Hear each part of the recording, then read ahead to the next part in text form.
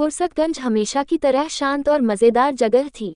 मोटू और पतलू अपने रोजमर्रा के कामों में लगे हुए थे।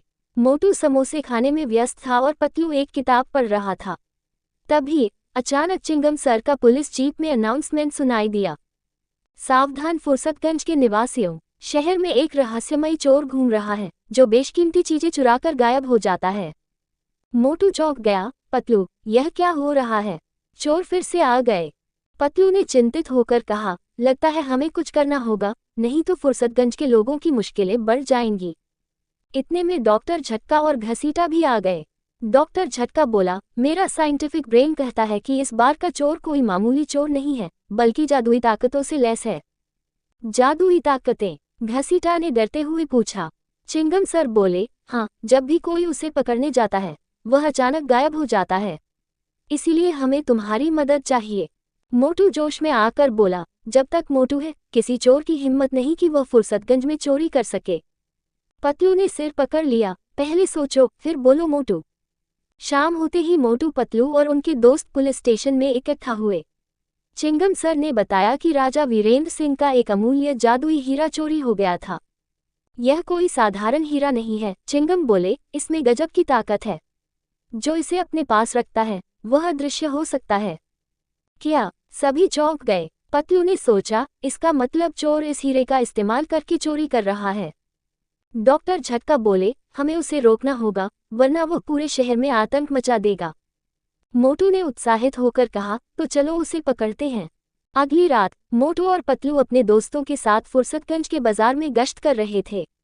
अचानक उन्होंने देखा कि एक दुकान में हलचल हो रही थी।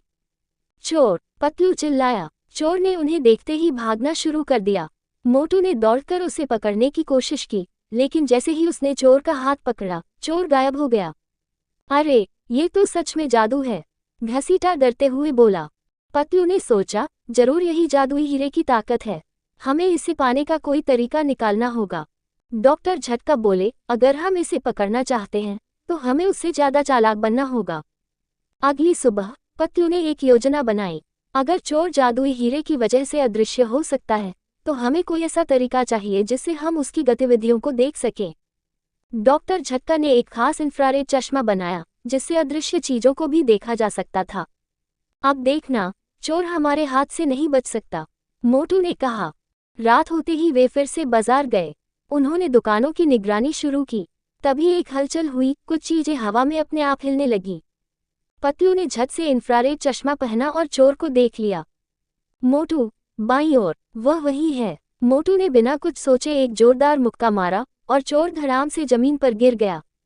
चोर को पकड़ने के बाद उन्होंने उसकी जेब से जादुई हीरा निकाला। ये तो एकदम चमक रहा है, घसीटा बोला। डॉक्टर झटका बोले, हमें इसे राजा वीरेंद्र सिंह को वापस करना होगा। लेकिन तभी हीरे से एक आवाज आई, जो भी मुझे लालच से छुएगा वह पत्थर बन जाएगा। मोटू डर गया, अरे यह क्या मुसीबत है। पतलू समझ गया कि हीरा सिर्फ सही हाथों में ही सुरक्षित रह सकता है। अगले दिन उन्होंने राजा वीरेंद्र सिंह को हीरा लौटा दिया। राजा ने उनकी बहादुरी के लिए उन्हें इनाम दिया। मोटू ने कहा, राजा साहब, ऐसे जादुई चीजों को सुरक्षित रखना बहुत जरूरी है, वरना कोई भी लालची इंसान इसका गलत इस्तेमाल कर सकता है। राजा मुस्कुराए, तुमने बहुत अच्छी बात कही मोटू। सच्ची ताकत किसी भी जादू से ज्यादा होती है, वह होती है ईमानदारी और बहादुरी। इस घटना के बाद फुर्सतगंज फिर से शांत हो गया। मोटू और पतलू ने अपने दोस्तों के साथ जश्न मनाया।